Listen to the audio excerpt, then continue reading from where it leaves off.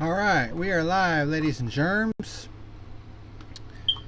And our second episode of The Fuel here today on this Labor Day. This time we're going to be reviewing the Cup race from last night,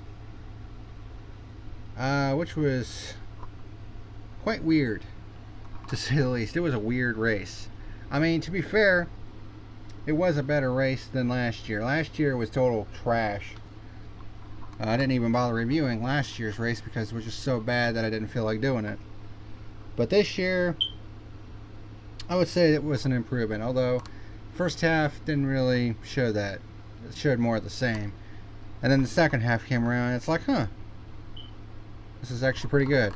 With an ending that made you go, what the fuck? And we're going to be getting into all that. So, saddle up, lock and load. It's the first review of the NASCAR Cup Series playoffs for 2021. This is The Fuel.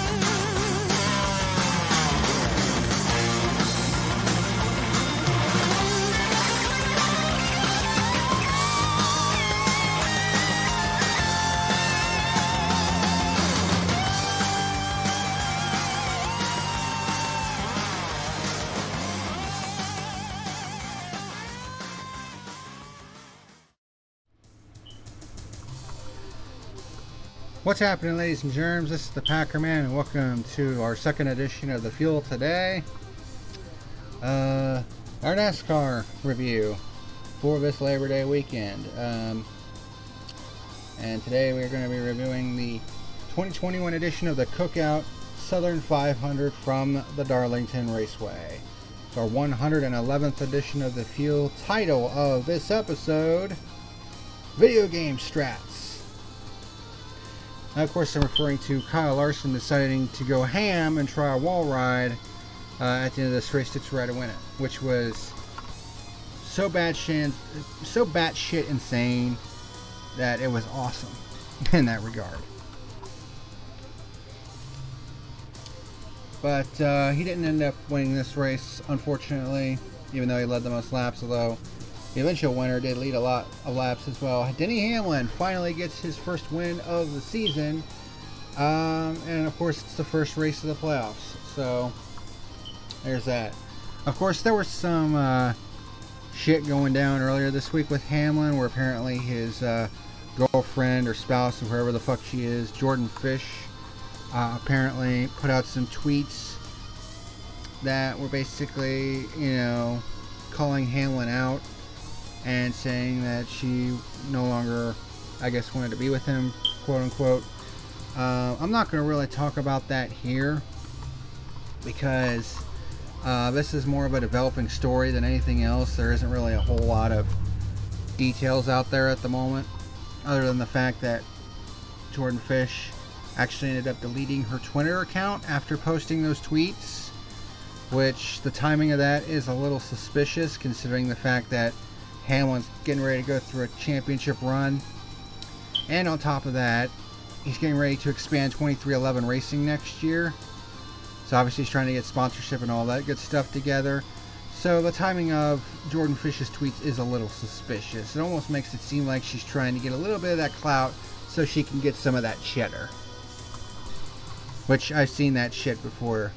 I mean, if you've seen the Pro Jared situation from a couple years ago, kind of similar-ish in a lot of ways. So I'm not going to really go into detail with that, at least right now. At least until more details come out about it. You know, it's just speculation at this point. We don't even know if she was hacked. I mean, at this point, we don't know. We don't know what the hell's going on. So we're gonna take a lesson from the Pro Jared situation where everybody was just jumping all over him without having all the facts, and then when the facts actually came out, everybody looked like a fucking idiot. So we're gonna take a lesson from that and kind of hold off and see what this situation turns into. If there's more information that comes out about it. So we're just gonna leave it alone for the time being, but we'll come back to it if it warrants it. But Hamlin's win means that we have had 16 different winners in 2021. Like, holy hell basket. The parity of this season is absolutely insane. Alright? So, let's take a look at all the different winners. I want to make sure I got this correct. As far as different winners. And no, Cat, don't be fucking doing this shit. Because I'm pretty sure it's 15 different winners. Alright, let's see. Mike McDowell with 1, Christopher Bell with 1, William Byron with 1, so 3, 4, 5, 6, 7, 8, 9, 10, 11, 12, 13, 14. Wait, let me double check that. 1, 2, 3, 4, 5, 6, 7, 8, 9, 10, 11,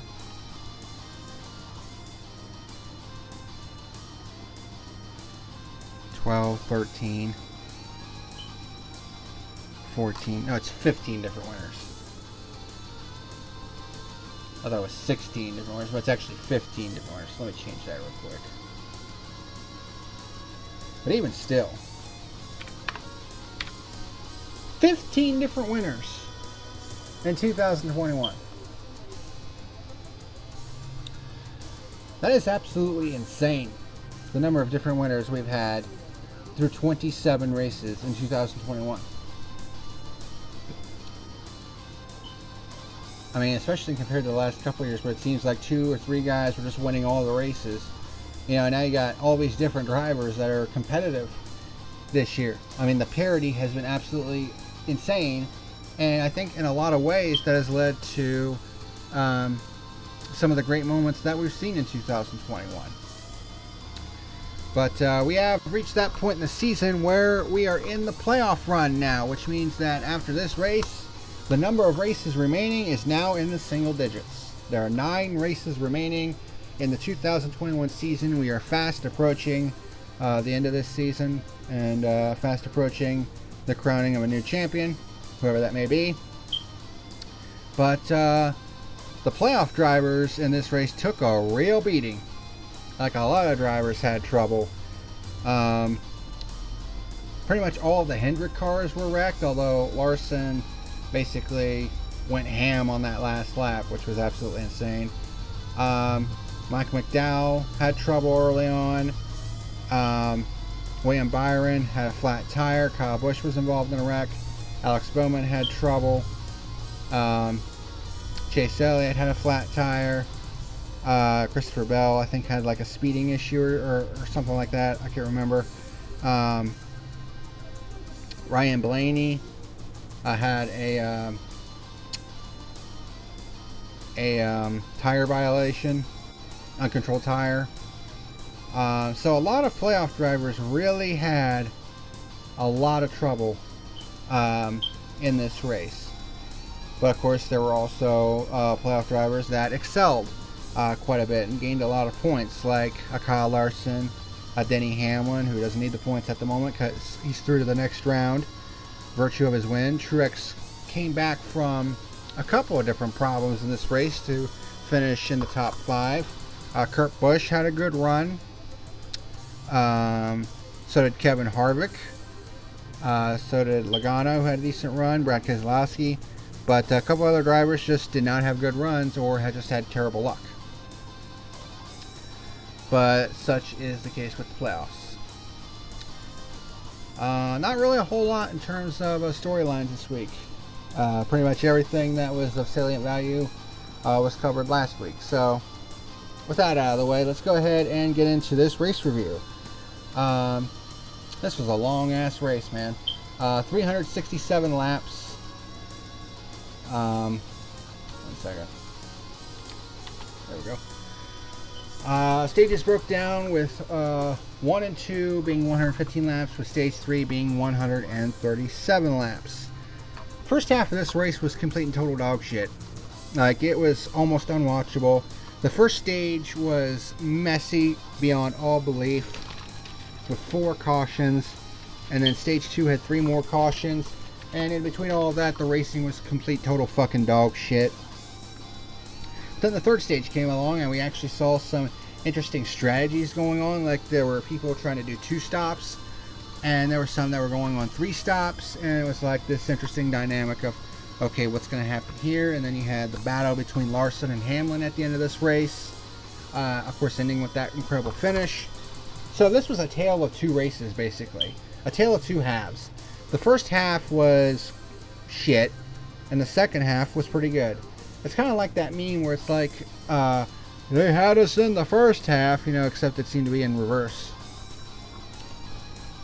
So, without further ado, let's get into it. Ryan Blaney starts on the pole. Of course, he had back-to-back wins coming in.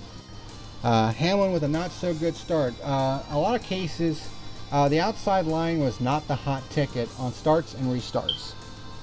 Blaney leads lap 1. Bowman actually reported some electrical gremlins, but those seem to be sorted out. Of course, he would have additional problems during this race. Elliott gets by Hamlin for 3rd. We have our one and only pure lead change on lap 15 from Kurt Busch. 500-mile race, 1 pure lead change the entire race. This place is not easy to pass at. Then we had our first caution on lap 16. Alex Bowman loses the right front tire because he scraped the wall, and then eventually the tire went down and he smacks the wall again. While William Byron tries to avoid him and rips the 48's left rear quarter panel off. Both would be able to continue going though. Kurt Busch leads on the restart. McDowell came in for fresh tires and was roaring through the field. All the teams got 13 sets of tires for this race. Harvick gets by Reddick for 3rd, and then by Blaney for 2nd. Then we had our second caution on lap 26, which was the competition caution, which I thought was a waste of time. Everyone comes in for service, and Harvick wins the race off pit road. Elliott has to come back in to repair fender damage after contact with a tire on pit road. Eric Jones decides to stay out and lead on the restart, which was a bad idea because he got quickly swallowed up by the field. Hamlin and Harvick split Jones for the lead in turns 1 and 2. Then we have our third caution on lap 31 when Michael McDowell gets loose off turn 2 and loses it, hitting the inside wall hard and ending his day prematurely. So Michael McDowell, the first DNF of the playoff drivers in 2021. Harvick leads on the restart.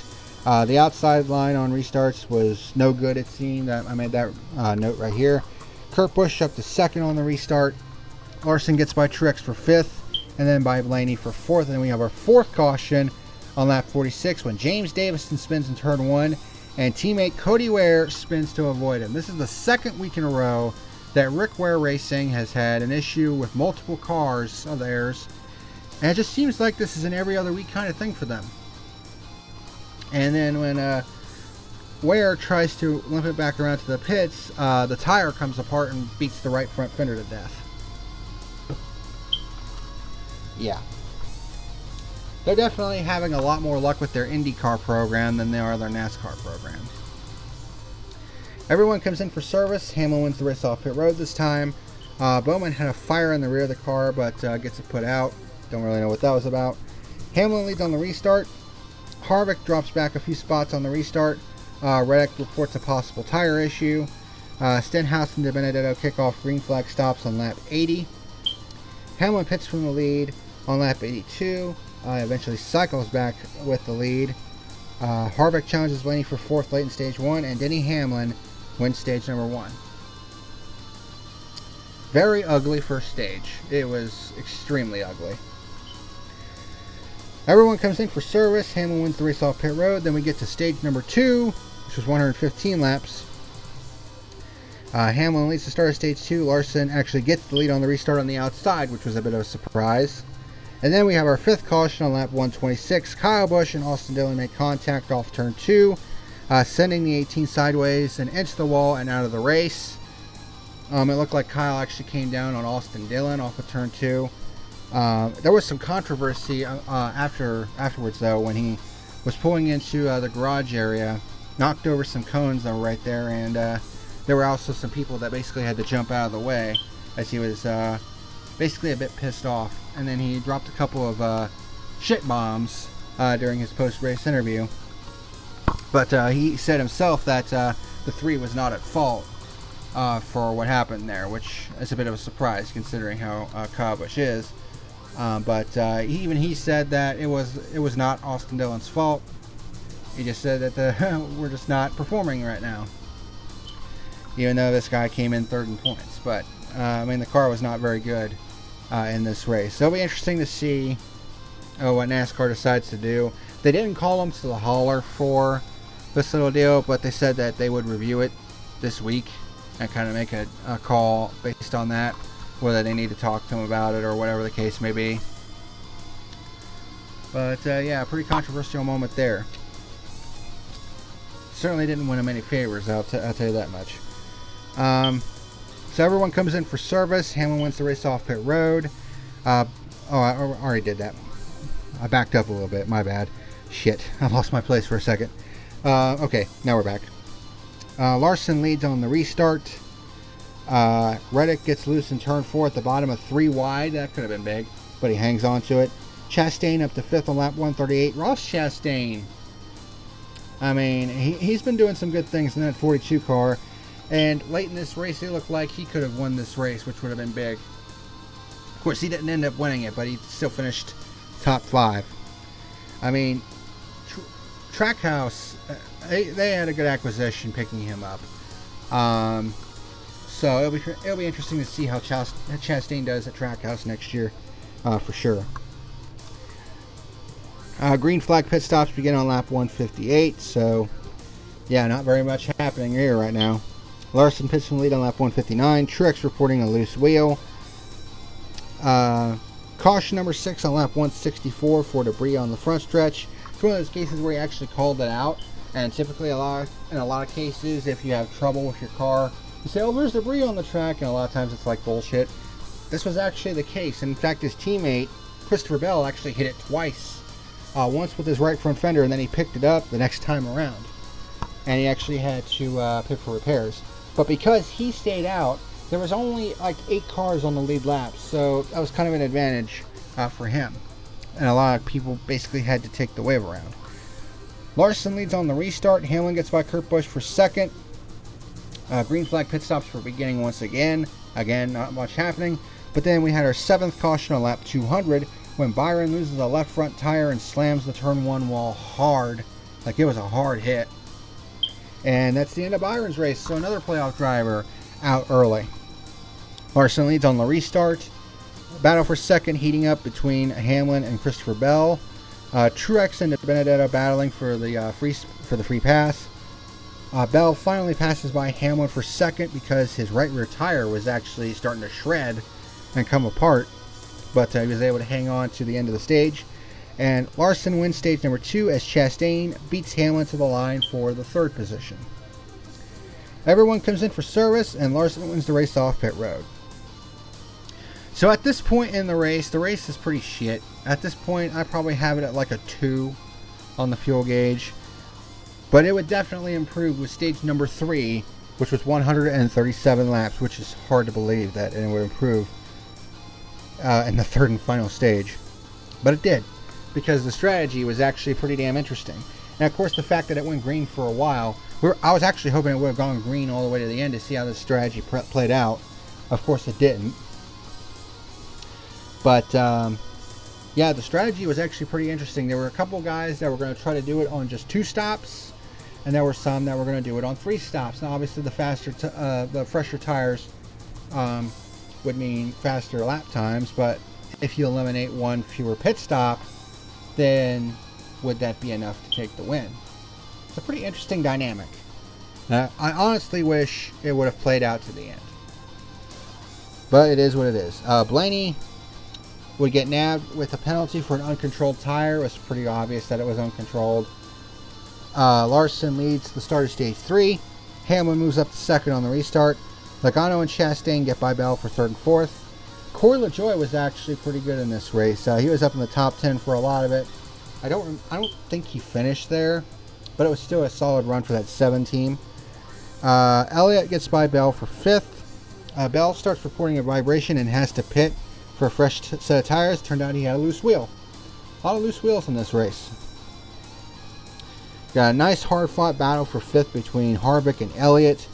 Truex continues to run towards the front, back into the top 10 on lap 265 after recovering from a loose wheel. Larson scraping the wall a bit. He actually did that a lot, especially late in the race. Harvick finally gets by Elliott for 5th. Kurt Busch kicks off green flag stops on lap 271.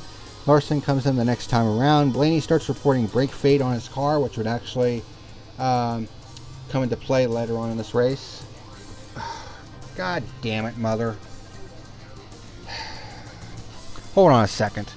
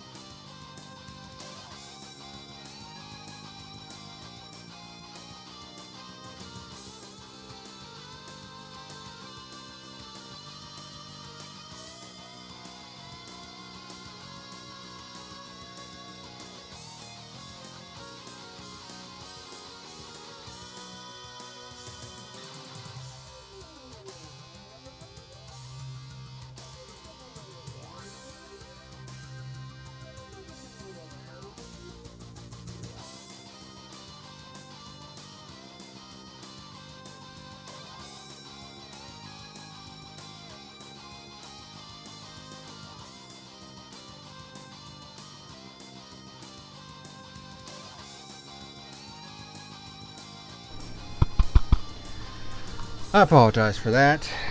Kind of an unexpected phone call. Where the hell was I? Oh yeah, Blaney was reporting brake fade, which would come back to, which would come into play a little bit later on. Hamlin and Truex start playing the long game, trying to do this 3rd stage on 2 stops, as opposed to the 3 stops that everyone else was trying to do. So that's where this was coming into play. The JGR guys were basically going to try to do this on 2 stops. Hamlin finally pits on lap 279. Larson cycles back with a 7.5 second lead over Ross Chastain. Kevin Harvick has to make an emergency stop for a loose wheel, yet another loose wheel, and another playoff guy in trouble. Ross Chastain actually started closing on Larson. He was 7.5 seconds back, and by the time that he kicked off green flag stops for the 3 stoppers on lap 299, he was actually only 4.5 back. Larson came in on the next lap, but Larson's pit crew had their fastest pit stop of the year while Larson's had a bit of a slow stop. So Chastain went from 4.5 seconds behind Larson to 1.5 ahead. A 6-second swing in Chastain's favor. And at this point, it's like, wow, Chastain could actually win this one. So at this point, it's 2 stops versus 3 was very much in play. But the risk of doing an extra stop is that you typically go a lap down during this run, and it runs the risk of a caution coming out, which actually happened on lap 319 for our 8th caution of the day, when Blaney spins in turn 3 after losing his brakes. So after coming in with some momentum, Blaney comes back down to earth with some brake failure. And I was like, well, there goes that interesting strategy play. Can never have nice things. So all 8 cars on the lead lap coming for service. Truex wins the race off pit road, but gets nabbed for speeding in the pit lane. And he had probably the best car in the final stages of this race and probably could have won this race. Shame. Hamlin leads on the restart. Pretty much would lead the rest of the way. We had nearly a big stack up in the mid-pack, which would actually lead to our 9th caution on lap 327. Chase Elliott gets damage to his left front tire after 3 wide contact from a jam up on the restart, and he hits the turn 1 wall hard. So that's yet another Chase driver out of the race. Or playoff driver as it's called now. So a lot of playoff drivers in trouble in this race.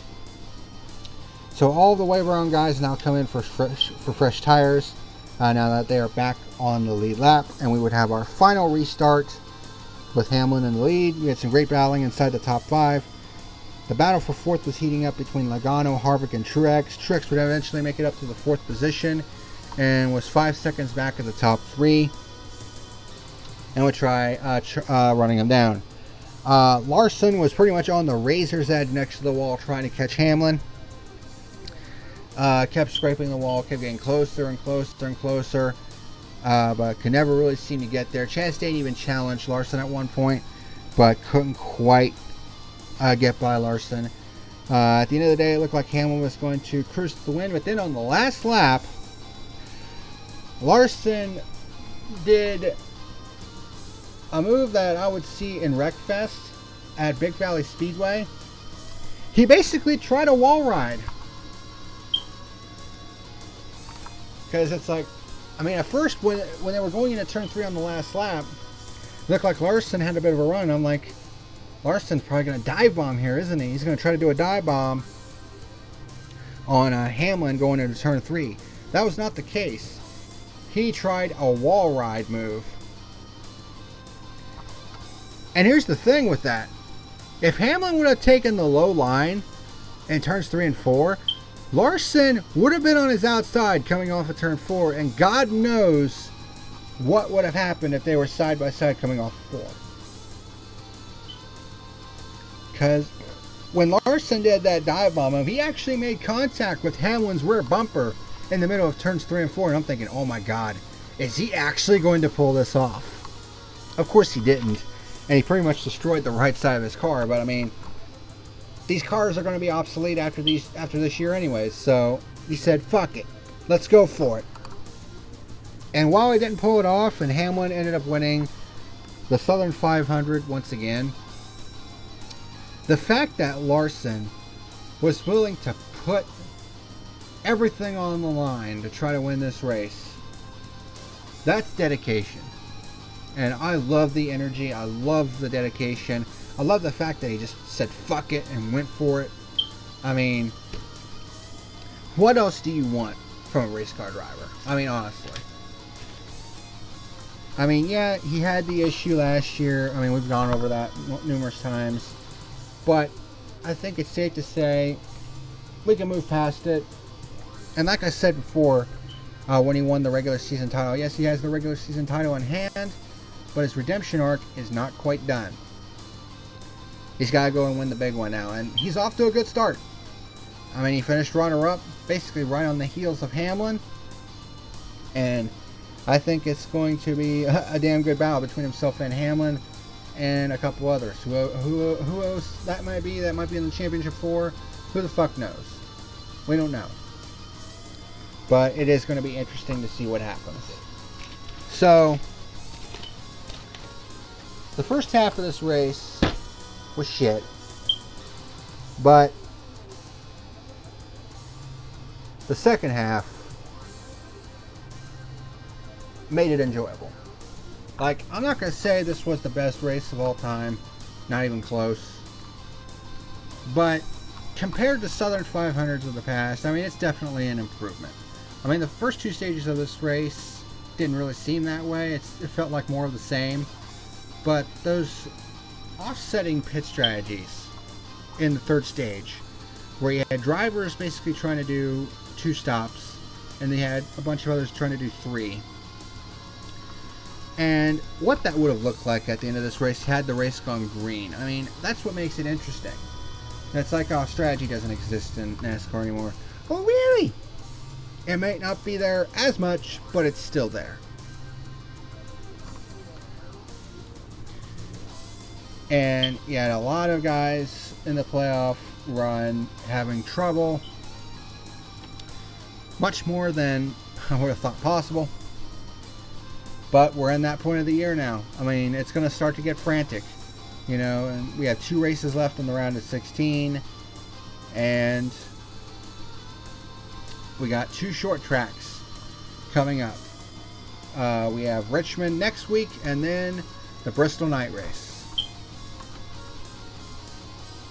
And that's the round of 16, and then 4 drivers will be eliminated. Who those will be, we don't know at this point.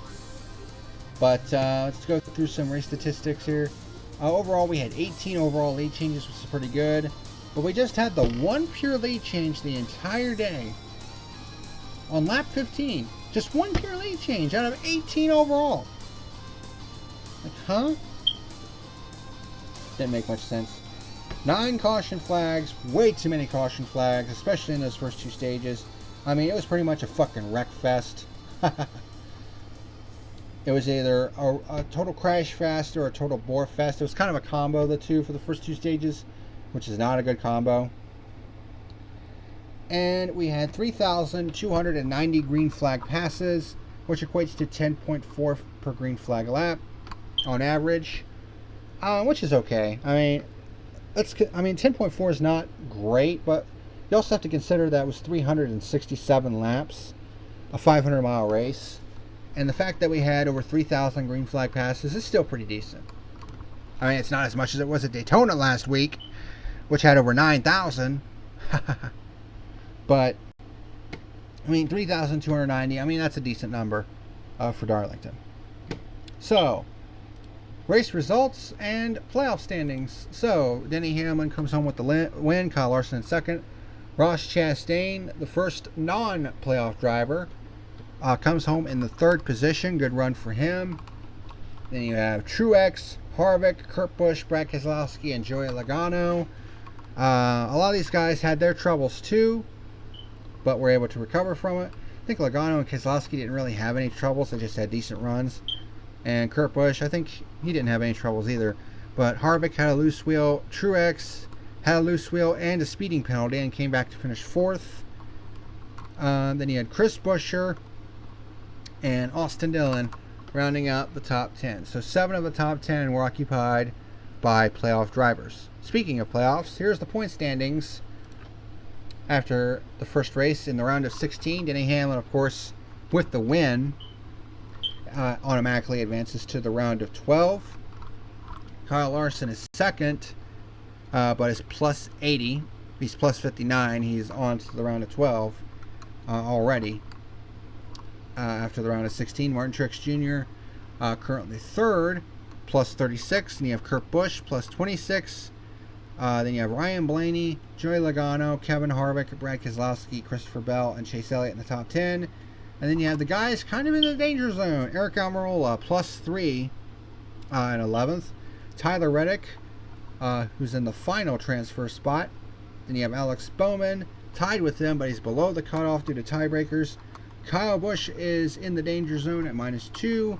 and so is William Byron at -9, and Michael McDowell, who was already pretty much in a big hole to start with, is now at -20 with 2 races remaining in the round of 16, which, like I said, was at Richmond and then at Bristol. As for my final rating for the Cookout Southern 500, like I said, this was a tale of 2 halves. The first half was total dog shit, but the second half was pretty good, and that finish, I mean, I'll be honest here, if Larson would have pulled that move off and actually won this race with that wall ride move, forget about it. That would have been the greatest last lap pass I had personally ever seen. But the fact that he went for it shows how badly he wants to win this Cup title. And I think he's going to have a great shot at it this year.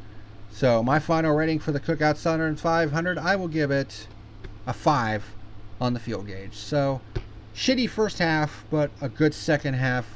Really saved this race. I mean, honestly, if it would have continued like it did in the first 2 stages, this race probably would have gotten a 2 at the most. But those strategies that came into play, some pretty solid racing, and the fact that we had that crazy batshit insane finish with Larson trying to do the wall ride move, it definitely elevated this race from a 2 to a 5, which I think is pretty damn good. Especially considering that I gave this race a 0 last year because of how fucking boring it was. And then a finish that really pissed me off last year. So that is going to do it for today's edition of The Fuel, our second edition of the day. And the first race in the playoff run. We have 9 races remaining in 2021. Next week, we have 2 more race reviews. We got the Italian Grand Prix for the Formula One boys. And then we also have Richmond for the Cup Series as we continue the round of 16. So, that is going to do it for today's edition of The Fuel. Thank you very much for watching. And until next time, this is the Packerman signing out. See you later. Thank you for watching tonight's video. Be sure to like and subscribe, you rats!